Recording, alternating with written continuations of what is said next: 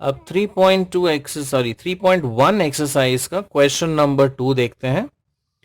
The mean and variance of the distribution is 60 and 100 respectively. तो mean value दिया हुआ है 60.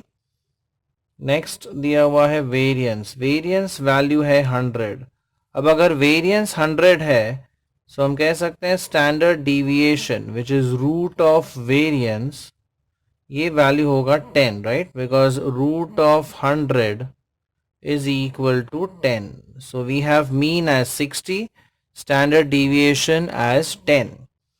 Find the mode and median if SKP, that is Pearson's coefficient of skewness, ये value दिया हुआ है -0.3.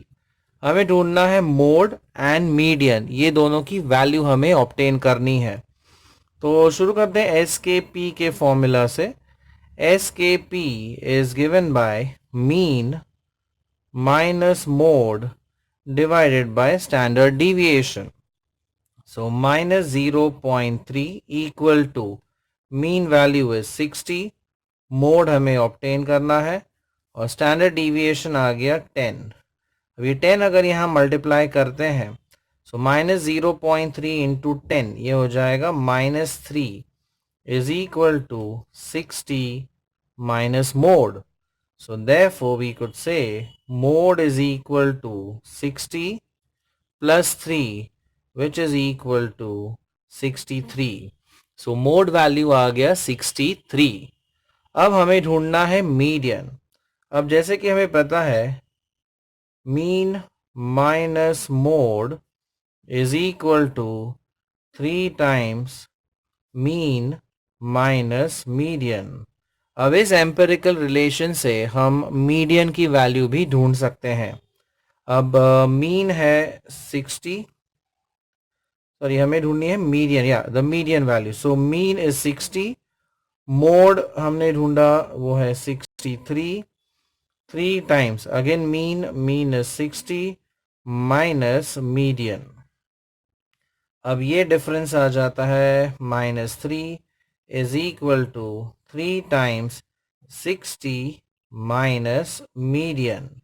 सो अगर हम ये डिवाइड कर दें 3 को यहाँ पर तो ये हो जाएगा -1 is equal to 60 minus median. So if you just rearrange we get median is equal to 60 plus 1, that is equal to 61. So mode value is 63 and the median value is 61. तो SKP के formula से आप पहले mode ढूंढ लीजिए which is 3, and then using the empirical relation, that is relationship between mean, median and mode, हम ढूंढ सकते हैं median value as 61. Remember standard deviation is positive root of variance. तो variance 100 है तो standard deviation यहाँ पर 10 मिलता है. And then you can proceed easily to obtain the mode and median.